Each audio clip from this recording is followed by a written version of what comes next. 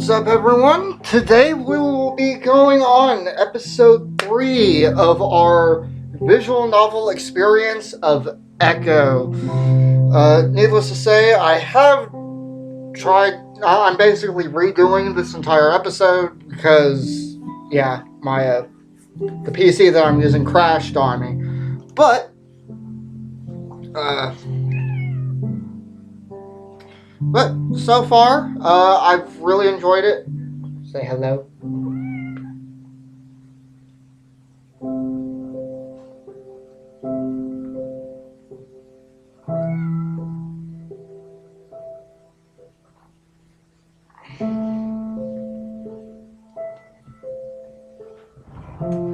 Ow. Yeah, that's my cat smoking. He's an asshole. So, either way, let's get to the game.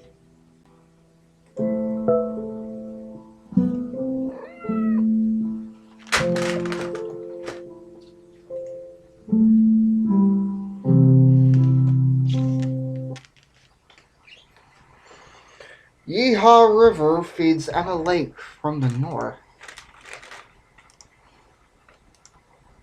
It's a further drive from the lake itself, but it does have a few nice clearing along its edge. One of them has a few benches and a rusted to hell public grill that I'm sure no one has used in decades. This is the place that we go.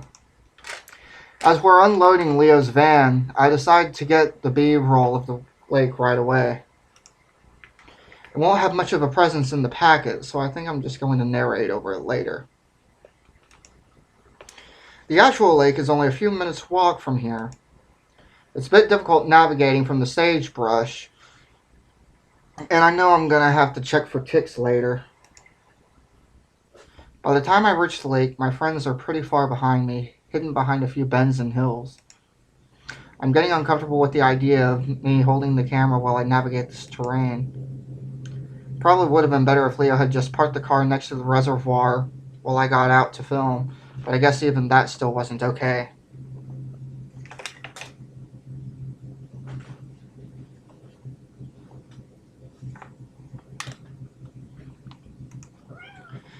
There's a large square of paved ground next to the parking lot, and now several benches and a row of brand new grills. Several lamps have been erected around the area too. Leo was right about the town trying to turn the reservoir into a recreational spot. I can actually see a few jet boats skimming through the water, leaving long trails of white behind them. There's even what looks like a feline of some sort fishing in the shallows.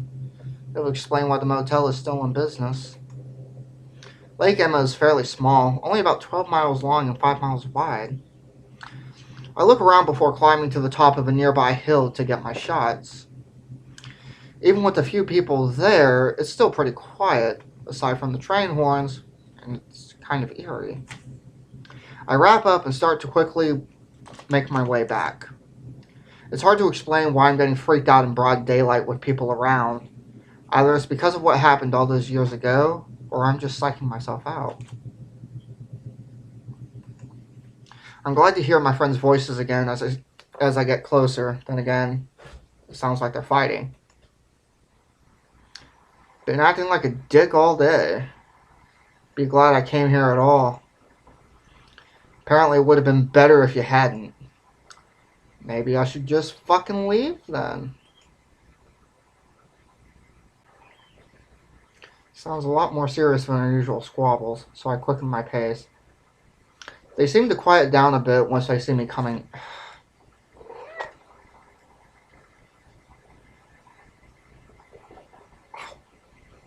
God, you're a dick.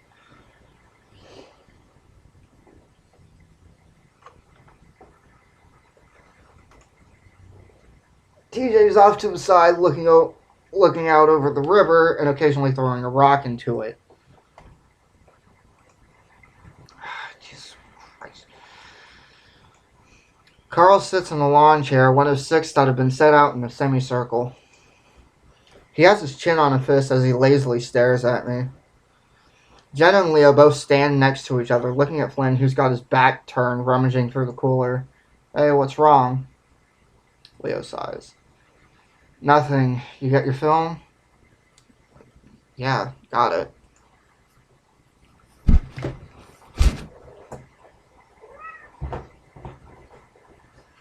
The silence is still awkward, and I have no idea what to do with myself. And I finally realize that I'm still holding the camera and decide to put that away. I'm gonna go for a quick swim. Haven't been in water in a while. When we first got here, I was completely disappointed to find that the motel didn't have its own swimming pool. Being an otter, I usually like to swim at least once a day, if not more. It's been 3 days and I'm feeling antsy as hell for it. Flynn finally turns around, a beer in his hand as he cracks it open. It was true he'd been acting a bit strange today. He'd held the entire trip up by a few hours, and when he'd finally show up, his eyes were bleary and he seemed sluggish, like he'd been up all night.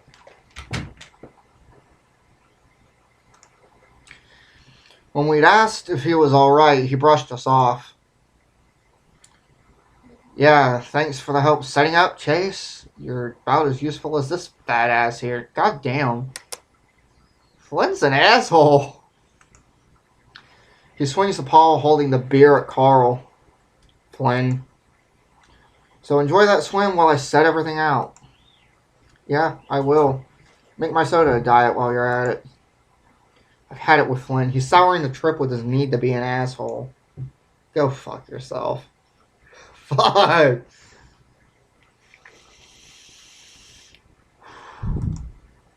I ignore him as I strip off my shirt and head to the riverbank. I pat TJ on the shoulder as I pass him before slipping into the water. We're currently in the middle of a drought that has lasted the past 3 years, so the water is low, only about 10 feet at its deepest. It's enough though, and God, it feels good. It's spring, so the water is pretty cold. I swim back and forth a few times before finally diving in. I eventually settle on drifting to the bottom, laying and gripping on the rocky floor as I stare up at the shimmery light above me. I feel the gentle current run over my body. It's nice to be away from all that tension above me. I feel isolated, alone, and for now, that feels good. Only I could really come down this deep, the others not being able to hold their breath as long or being too little. I remember when we were younger, I would give the others rides around the lake, able to swim for nearly half a mile and back. Even Flynn the asshole had done it a few times. It was one skill I had that I was proud of, even if it was inherent to my species. It still made me somehow useful, or at least different from everyone else, in a good way. I'd always felt like the odd one out in the group, as strange as it sounds. Where everyone else had a strong, distinct personality, I was just average. Sometimes I wonder if they were just friends with me because we all had to be when we were younger. This whole trip has kind of forced me to think back on all the memories I have of this place and my friends. They were always doing the cool things, being different, while I just sort of blended into the background. Even then, I wanted to do something, to stand out somehow. That's what I'm trying to do here, I guess. It's been about 7 minutes. I only know that because that's about as long as I can hold my breath. I decided I should go back up and help out, so I slowly let myself float back up towards the surface, trying to stay in the same spot. When I surface, it's pretty quiet. For a second, I wonder if everyone is just gone. Of course, that's ridiculous, and as I come over the embankment, everyone's there. Predictably, Flynn didn't get my food out, so I go to the cooler and grab a sandwich and soda before sitting in an empty chair next to Leo. Apparently, it was a good idea to bring lawn chairs, considering the tables looked like they were covered in a year's worth of bird shit. So, how was the swim? His tone is bitter and salty. He's not in his usual grumpy but good-natured mood. He's genuinely unhappy. What the hell was his deal? Amazing. I'm gonna have to come back here again during the week. You lizard people don't understand. You hardly ever need water. It always scares the hell out of me when you're down there that long. I'm built for it. Remember when you'd give us rides? That was fun. Remember when you'd always scream like a girl when Chase would go out too far? Oh wow, I remember that now. Hey, I've never really liked water. Anyway, Chase would do it on purpose. He knew I didn't like it out to a certain point. Carl looks at me. You know what was really cool was when you'd take us down for a dive. Oh yeah, Chase was like our own little submarine. I'm starting to get that otters are swimming clowns vibe again. Still, I kind of enjoy the intention. We get you to take us to the bottom so we could look for treasure. Leah makes air quotes around the last word. And, you know, probably would have found way more stuff if you guys hadn't been dragging it down. I remember when... Are we really fucking talking about this? Everyone turns back at Flynn. His voice is low and dangerous. There's a chill in the air because we all know what it means. I was actually feeling pretty good about it at this point. Like we crossed the bridge, being able to talk about it for once. Apparently we hadn't. Flynn. No, I'm serious. Do you guys think it's okay to fucking talk about this when the lake is just a quarter mile that way? You know what, Flynn? I think we should. Isn't that part of the reason why we're here? No. If that were the case, we'd be over there. But we're here. And why is that? Everyone's quiet for a moment. I see TJ shrink into his chair, staring hard at his lap. Flynn, we came here because Chase needed footage. Everyone comes over.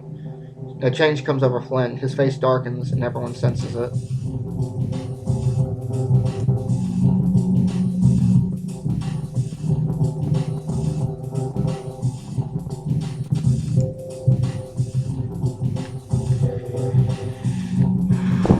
I will say, I like the music.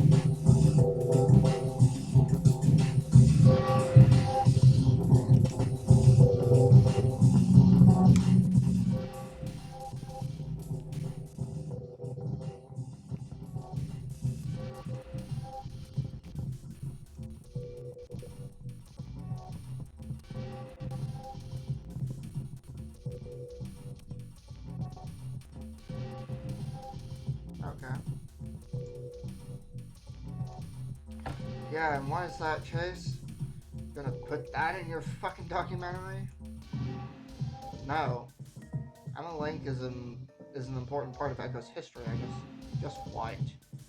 Flynn raises his brow ridge at me, and I finally just lower my eyes. This was a stupid fucking idea. You know what, Flynn? If you'd be a little more open, tell us what's on your mind, we'd be able to avoid a lot of this kind of stuff. Oh, you want to know what's on my mind? Flynn swivels and marches up to Carl. Alright, let's start with you. You're fat, lazy, no motivation, no future. What the hell are you planning on doing with your life? Sit here, waste away in Echo, mooching off your parents until you're dead? Carl stares back up at Flynn impassively, although he hunches in on himself a bit further. Flynn, don't do this right now. And you, thinking you're better than everyone else. I can tell you think everyone in Echo is trash. Just because me and the others haven't left, you think we're lower than you. Just because we don't have an education, we're a bunch of retards. Yeah? Well, you left your whole fucking family behind without even saying goodbye. You know what's even going on with them right now? What they're dealing with? Yeah, real fucking hero you are. You think I... Stop it, Flynn. Ah, our unquestionable leader.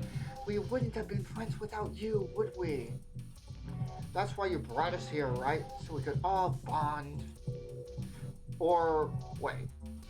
Was it just because you wanted to get into Chase's pants? Leo's ears fall flat. Probably. You've been a mess ever since he left. So let me be the one to tell you. It's over. It's fucking unhealthy. You're obsessed with him. Slowly, his head turns to me and I brace myself. And I can't imagine why. You, Chase, have the personality of a fucking rock. I wish you could see yourself. You just sit there like a creep, watching everyone, weighing everything that we say. And don't think I haven't caught to the way you stare at all of us, like we're all objects to be collected. What, are you planning on to cycle through all of us for sex? Sure, seems like it. Flint stops, then exhales. Seems like it's over. I really hope it is. That proves futile, though, as Flynn turns slowly on TJ. I had silently prayed that the Lynx would make a run for it while Flynn had all his attention focused on us, but TJ looked apathetic, like a statue, like there's no soul in him. Flynn pauses as if he's at a loss for what to say. Finally, what happened, TJ? What? Leo stands up, and from his posture, I can tell the wolf is ready to fight. Memories are starting to flow back. TJ, Flynn thinking he'd done something to... I stand up as well. Flynn may sound like a hard ass, but physically Leo has him beat. Easily. Flynn can obviously tell that he might have a fight on his hands, though, and it's clear he doesn't want that. He drops his shoulders, seeming to shrink, as if invisible strings had been holding him up or cut. He turns to us and gestures at TJ. I just want the truth. Can we just put a stop to this today, right now? I don't think you know how much of a nightmare this has been for me, not really knowing. TJ stares up at Flynn, muzzle set grimly. What happened to Sydney? It's dead quiet. TJ stares at his lap, not moving. Come on, let's... Flynn holds up a hand towards me, still staring at TJ. Slowly, TJ looks up, his face still stoic, still made of stone. I already told you what happened. Bullshit! Flynn steps forward, but Leo's there to grab the back of Flynn's shirt and swing him around. I dodge out of the way as Flynn is flung back to land on his ass, kicking up a big cloud of dust. Shit! Flynn, I swear to God, if you start a fight here, I'll drop your stupid ass. Everyone except TJ is standing now, staring at Flynn. Flynn sits there, glaring up at Leo, obviously weighing his chances. He seems to come up short, though, as he spits to the side and stands up, brushing his pants as he turns away. You're all okay with not knowing? Fuck all of you. He turns back around, hands in his pockets, a bitter look on his face. This whole thing was stupid, Leo. We're not even friends anymore. Flynn scuffs the ground before turning and walking towards the trail that goes back to Echo. God damn it, Flynn. Fuck off. Flynn keeps walking, and it's pretty clear that he isn't coming back. I raise a paw and rub it over my eyes. What was he doing? He's a passionate guy that will sometimes just explode with all his insecurities before running away and hiding for a few days. He skewered us all like that before. That was classic Flynn. But he was especially mean. Dark. In the part with TJ, I vaguely remember Flynn having some sort of suspicion. But that had been a long time ago. Had he been sitting on that this whole time? I look to the left and see that TJ is gone. Carl's still sitting down, but now it looks like he's pulling out a joint. Leo's walking off down another trail, cursing while Jenna follows him. I stand there next to my chair, undecided.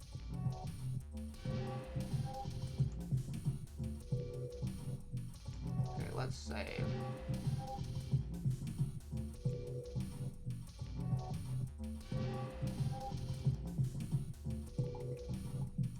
Okay.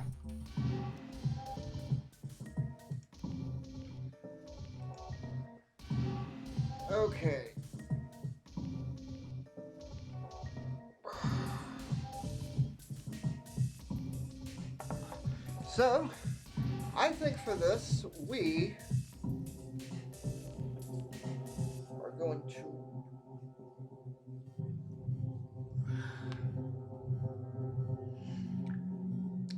I think, personally, I do want to learn more about TJ.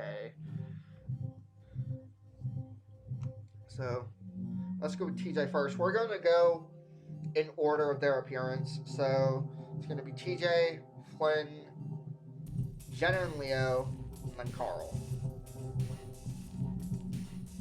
I'm really worried about TJ. She's a sensitive guy, and after a tongue lashing like that from someone like Flynn, I can't decide what state he's in. Well, I can't imagine what state he's in. Okay. So let's go with there. I don't see him anywhere as I scan the area, but I do see some trees and bushes further up along the riverbank. Since there's really no place to hide, I assume that's where he's at. Sure enough, I see him immediately. He's sitting down, knees drawn up, with his arms folded on top of him. He's got his forehead resting on his arms, staring down at the sand between his legs. I stand there for a moment, wondering if it will just be better to leave him alone. After a few seconds, I finally decide to sit down next to him cross-legged. His ears flick in my direction, and he turns his head to the left, away from me. I notice a few wet spots between his feet. Maybe he just wants to be left alone now?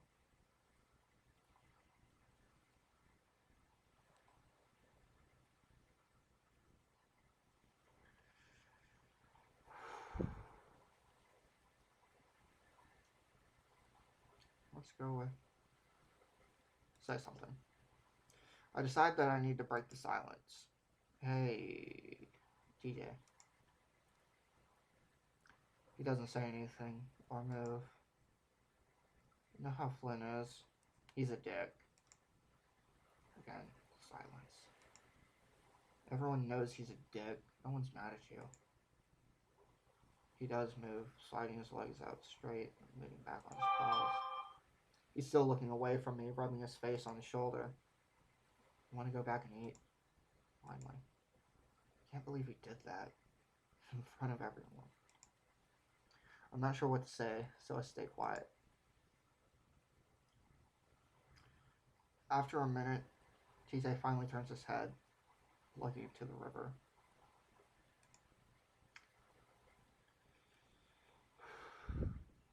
The wind picks up, reflections from the river highlighting motes of dust that swirl up around us.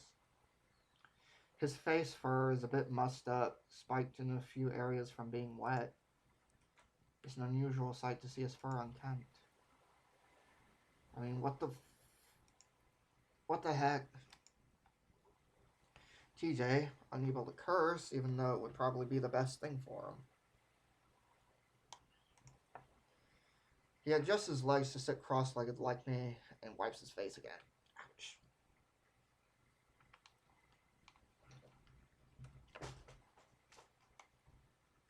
Cat, did you know what he was talking about?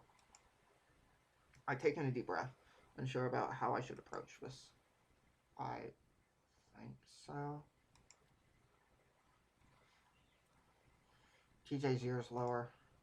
Listen, no one else thinks anything happened. We were so little, especially you. I mean, I can't believe he's doing this. I try to claw through the dirt, drawing some wavy patterns as I try to make sense of all of this myself. I think it's just because he was such good friends with Sydney, and he just wants more than the truth. I look sideways at TJ. He's just sitting there, looking at the ground. And I guess you were the only one that saw him. Saw what happened. So he only has you to go after. I saw him drown. I didn't say anything, but I feel myself cringe inwardly. Pretty soon, tears are running down TJ's face, but he doesn't bother to wipe them away. He's not just sad, though. He's angry. I hear it in his voice as he goes on. I saw Sydney drown, and Flynn thinks he's the only one that hurts. He thinks that he's the only one that feels like he's in a nightmare. Well, maybe. His voice cracks and he looks away from me again, wiping at his face. Maybe I haven't told him everything because I don't want him to have those images in his head. TJ takes a moment to steady his voice, working to get his breathing back to normal. I just wish I could go back to that day. TJ, there's nothing you could have done. I know my words are meaningless crap, and I hate myself for saying them, but I have to say something. Not one of us would have been able to do anything if we were there. You would have. Well. Besides, I already know I couldn't have saved him on my own. That isn't what... TJ takes a moment to wipe his face again, and he's done. He hasn't... And when he's done, he doesn't go on. We sit in silence for a long while after that, and I adjust myself so that I can lean back against the rock behind me. I pat the ground. Sit next to me, Tej.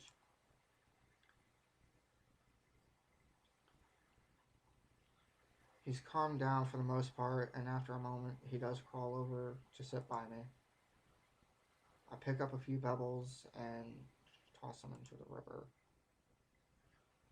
Remember when we used to call it Seesaw River? Yeah. It leaves it at that, so I drop it. I rest my head back and close my eyes, only then realizing how tired I am. In some way, I can see why Flynn is so suspicious, or at least why he believes there's more to the story. There clearly is. But while I do want TJ to tell me more about what happened, I could never bring myself to ask him. I honestly feel that if I ever want to help him with his past, I should probably come to terms with it myself. I crinkle my brow, toying with the idea of going back. It's something I actively avoid thinking about. We all do. But like Jenna said, maybe talking about it, thinking about it, might actually help. I dig my fingers into the pebbles on either side of me. The images come in a quick flurry, like someone cycling through a Viewmaster too fast.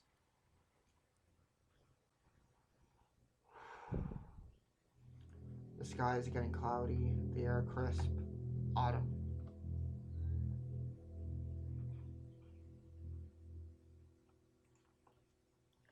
TJ sitting in a daze, Jenna running back to town, Flynn pulling me into the water,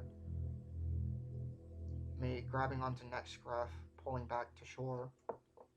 Carl's sitting on a rock, bawling. Leo starts trying to do compressions, and Sydney just stares. Sirens, the helicopter rotors, adults everywhere. I'm home. Mom's holding me. Dad puts on my favorite movie I watch. But still, Sydney stares.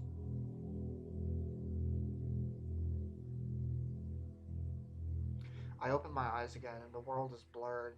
The light reflecting off the river makes me squint. I rub my eyes with the back of my paw and it comes away wet. My chest hurts and so does my head, throbbing and buzzing.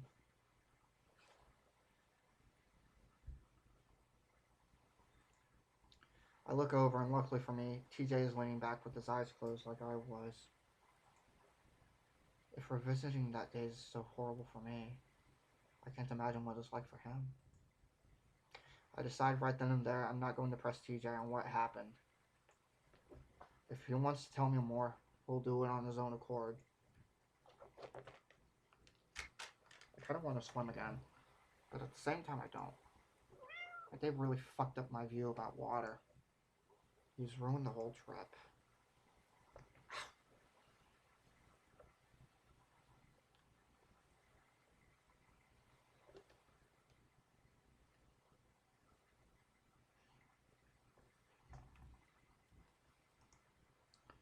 Flynn? No, he hasn't. TJ does finally look at me, then, and I'm stuck by how disheveled and sad he looks. I feel anger bloom in my chest, all of it directed at Flynn. What a selfish prick. Thinking he had the right to ruin everyone's good time just because he felt like shit. If he were here right now, I'm pretty sure I'd punch him right in the gut. Listen, we don't all need to hang out to have fun. We had fun at the park with just you, me, and Carl, remember? If Flynn wants to be a douchebag, then let him. We'll do our own thing.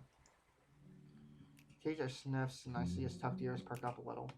Didn't you want to go hike the trail? He smiles at that and looks at me. He didn't want to hike, I could tell.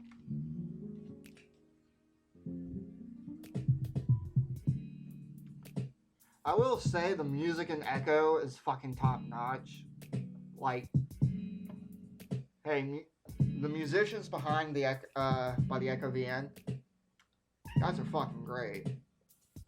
I believe a big contributor is a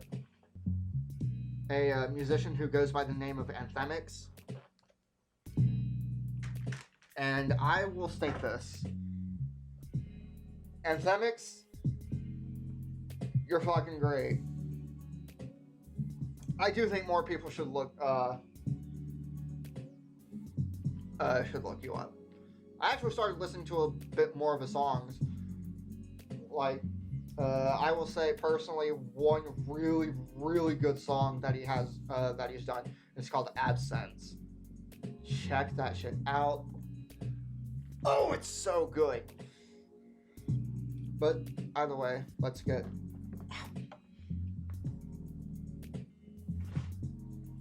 back into it. Alright, Ren. That's because it's so freaking hot. Seriously. We didn't come here to lay in a motel all week. And we can bring water. Just dump it on yourself every half hour. That's how I manage. Along with taking plenty of breaks.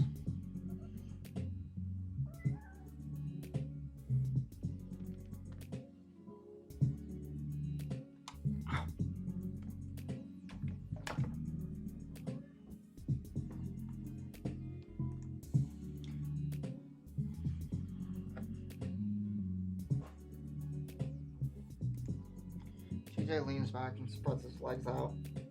I can see he's starting to get excited at the prospect of hiking, and it makes him feel better. Well, if you're able to do it, I guess I shouldn't complain. I look over his fluffy form, which by itself is enough to make me sweat even more than I am already. You know, I always thought you'd go back after you graduated high school. The great white north. I say dramatically, nodding upwards as if that's where it's at. Where it's at. Your parents did. TJ's family moved to Echo when he was only 6 from a small town called Wasatchwa. His dad got a job in Echo to survey the land or do something with the wildlife. Can't remember what exactly what it was. Oh well. I don't really remember it, but I might after I graduate. There are some things up there that sound really nice. Free healthcare? That I guess. And snow. For a moment, I wonder if snow is to a lynx what water is to an otter. A lot of snow does sound kind of exciting to me, though. Here, we'd be lucky to see a single dusting of it a year. So, you're serious about hiking with me? Of course. I'm going to bring some of my equipment, too. I think I want to get some shots of the canyon. Okay. He waggles his furry feet next back and forth, and I hide a grin at his enthusiasm. I can't speak today. Alright, so we're going to have to get up around 6. Oh. I want to be able to make it to the canyon for lunch, where we can rest for about an hour or two. Then, I can tell how excited TJ is by how much he talks. Well, if anyone's good at planning things out at a ridiculously meticulous level, it's TJ. We sit there for another 20 minutes or so and just talk, mostly about school and what our plans are once we graduate. I promise TJ that we'll meet up again before I do. That's when I get a text from Jenna asking where we are. I stand up, brushing off my pants before reaching down to help TJ up. Well, we better go back. Guess they're all wondering where we are. When we get back, everything's packed up and in the van, along with Carl and Jenna. Leo's leaning against the van, waiting for us, his paws in his pockets. He looks at me, then over at TJ, obviously trying to gauge his mood. Everything good? Yeah. TJ answers before I can, and whether or not he is actually okay, he sounds happy enough. Well, alright then. We get in the van at that point. No one is saying anything as we make the short drive back to the motel. As we get out, Leo tells us all that he's going to have a word with Flynn, and despite the spoiled afternoon, we still have stuff to do over the week. I'm not too convinced myself that that will happen. I am convinced that it's going to be awkward as fuck if we do. Leo leaves for work at that point, though Carl does end up coming in with us to the motel room. The rest of the day is pretty uneventful. We watch a few movies, then go to the diner for dinner. Afterwards, we just sit in the room and talk, Carl filling us in on how things have been in the town over the past 3 years. It's not long before the conversation drifts back to Flynn and his outburst. I think he's just antsy because he's realizing how shitty it's been without you guys. Trust me, he's already kicking himself for it right now. Even if it doesn't mean anything unless he even if he is, it doesn't mean anything unless he apologizes. You know how he is, Jenna. He's sorry even if he won't say it. I don't care. He's going to have to realize that none of us have to put up with him anymore. Why don't we all get some ice cream? I've been wanting to go to Ray's ever since we got here. It's hard to tell if TJ is trying to change the subject or actually wants ice cream. Probably both. If you want to drive half an hour to Peyton, sure. What? Why? They moved it there. Sucks. I haven't had the rocky road for a year now. Well, let's just stop by when we go to Peyton next. I assume we aren't staying in Echo for the rest of the trip. Oh, Chase, can you take us? I just smile at him in my spot on the couch. Sure, why not? Yes, love the cookie dough. What about you, Jenna? Jenna's just busy looking at her phone.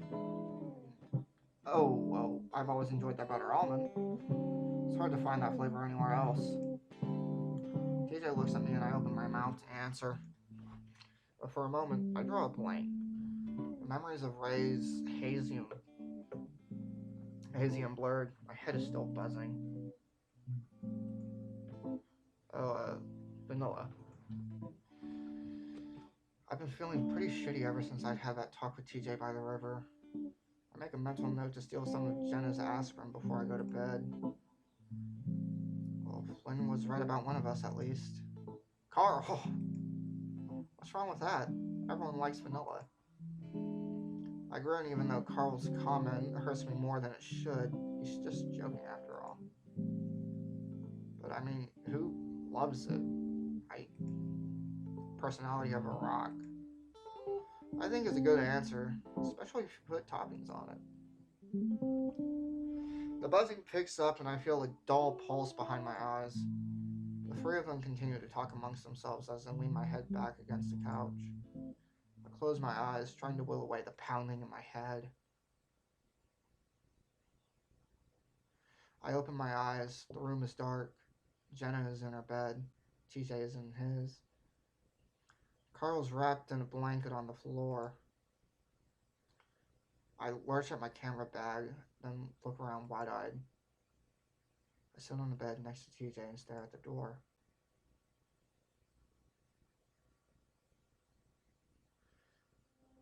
TJ stares at the edge of the lake, staring across to the other side.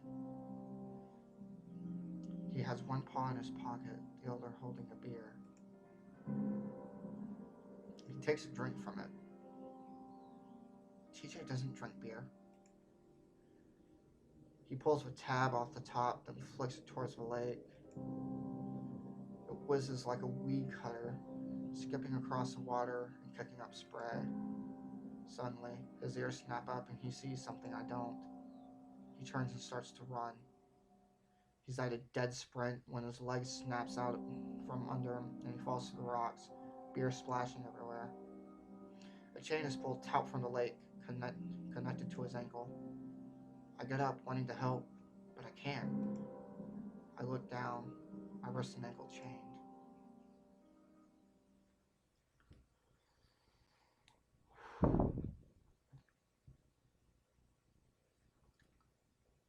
Tuesday.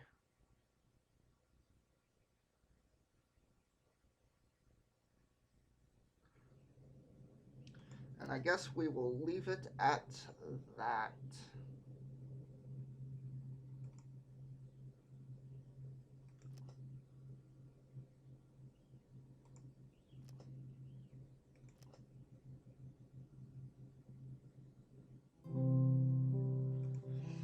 Okay, everyone, so that was Echo Episode 3. We will be doing TJ's route so far.